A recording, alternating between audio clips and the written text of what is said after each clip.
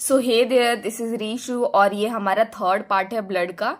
ठीक है, इसमें हम आरबीसीज के बारे में समझने वाले हैं, दैट इज उसका स्ट्रक्चर, उसका शेप और साइज समझने वाले हैं। ठीक है, आरबीसीज के नंबर कितने होते हैं ये समझने वाले हैं इस वीडियो में।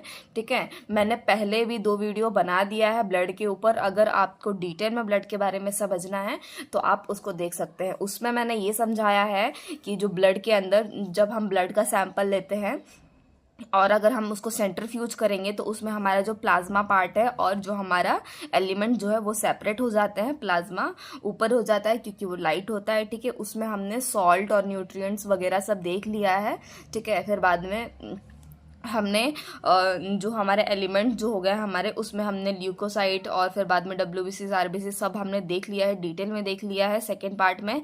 ठीक है, और फर्स्ट पार्ट में हमने जो हमारे आरबीसीज है, सॉरी हमारे जो ब्लड है उसके बारे में हमने वॉल्यूम और पीएच के बारे में देख लिया है। अगर आपको समझना है तो उसको जाके देखिए और उसको समझिए। ठीक है, अगर हम ब्लड के बारे में अगर लिख रहे हैं एग्जाम में तो हमें स्टार्टिंग से समझना ज़रूरी है कि मतलब स्टार्टिंग से उसको समझाना ज़रूरी है कि ब्लड क्या होता है। ठीक है, तो ये हमारा थर्ड पार्ट है जिसमें हम देखने वाले हैं कि स्ट्रक्चर और इसका शेप और शाइप आरबीसीज का क्या होता है नॉर्मली। ठीक है, तो चलो स्टार्ट करते हैं। ठीक है, तो फर्स्ट हमने लिखा है कि फॉर्म्ड एलिमेंट कौन कौन से होते हैं हमारे ब्लड में। जब हम ब्लड का सैंपल लिए था ना, उसमें हमने देखा था कि हमारे कौन कौन से ब्लड क्या क्या हमारे एलिमेंट्स मिले थे हमें।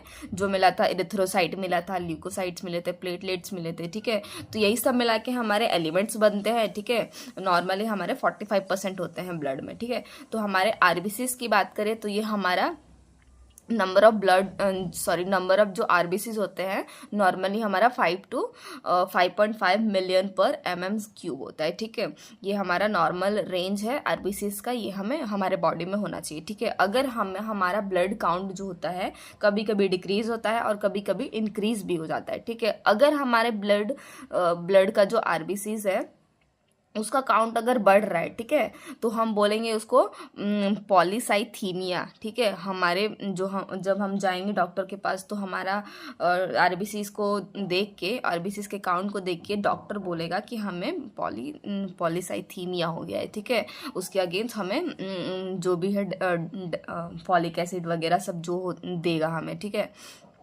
अगर कम या बढ़ रहा है उसके हिसाब से वो मेडिसिन हमें प्रोवाइड करेगा। ठीक है, और अगर हमारा आरबीसीज जो है अगर हमारा उसका काउंट अगर डिक्रीज हो रहा है तो हम बोलेंगे उसको कि एरिथ्रोसाइटोपीनिया हो गया है। ठीक है, एरिथ्रोसाइटोपीनिया। ठीक है, अगर आरबीसीज का काउंट जो है अगर हमारा बढ़ रहा है तो इसको बोलेंगे पॉलीसाइथीमिया, और आरबीसीज का काउंट जो है अगर हमारा घट रहा है तो उसको बोलेंगे एरिथ्रोसाइटोपीनिया हो गया है। ठीक है, फिर बाद में हम अगर शेप और साइज़ की बात करें आरबीसीज के तो साइज़ हो गया हमारा 7.5 म्यूएम डायामीटर की बात करें हम तो। ठीक है, और हम उसकी थिकनेस की बात करें तो ये हो गया हमारा 2 mm। ठीक है, फिर बाद में हमारा शेप हो गया बाइकॉनकेव। ठीक है, वो कॉनकेव जैसा शेप होता है, जैसे आपने देखा होगा ऐसे थोड़ा और उसका बाइकॉन केव जैसा शेप होता है। ठीक है, दोनों साइड केव जैसा स्ट्रक्चर होता है उसका। ठीक है, वो किस लिए होता है, हमारा सरफेस एरिया जो है वो इंक्रीज करता है ताकि हमारा जो रेस्पिरेशन है वो बराबर तरीके से हो। ठीक है,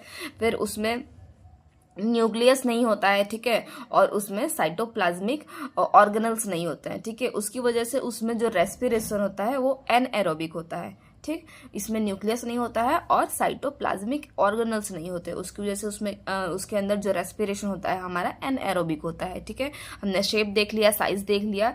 ठीक है, अगर हमारा आरबीसीज का काउंट अगर बढ़ रहा है तो हम क्या होता है, और आरबीसीज का काउंट बढ़ रहा है तो घट रहा है तो हम क्या कहेंगे। ठीक है, और स्ट्रक्चर की बात करें हम तो स्ट्रक्चर हमारा हो गया 12 to 16 mg पर 100 ml ऑफ ब्लड। ठीक है, और नॉर्मली ये भी 15 भी होता है। ठीक है, 15 mg पर 100 ml ऑफ ब्लड। ठीक है, हम ये भी कह सकते हैं, ये भी कह सकते हैं, दोनों ही करेक्ट है हमारे। ठीक है, फिर बाद में H RBCs contain 280 million mole of human haemoglobin. ठीक है, फिर बाद में हमारा स्ट्रक्चर हो जाएगा हमारा हीम जो 4% होता है, और ग्लोबिन दैट इज 96% होता है। ठीक है, इसके अंदर भी 4 मॉलिक्यूल्स होते हैं, इसके अंदर भी 4 मॉलिक्यूल्स होते हैं। ठीक है, ये 4 मॉलिक्यूल्स, और इसके अंदर फर्दर और भी होता है प्रोटीन, जैसे हो गया 2 अल्फा ग्लोबुलिन प्रोटीन, और ये हो गया हमारा 2 बीटा ग्लोबुलिन प्रोटीन। ठीक है, तो ये हमारा हो गया 2 टाइप के ग्लोबुलिन्स। ठीक है,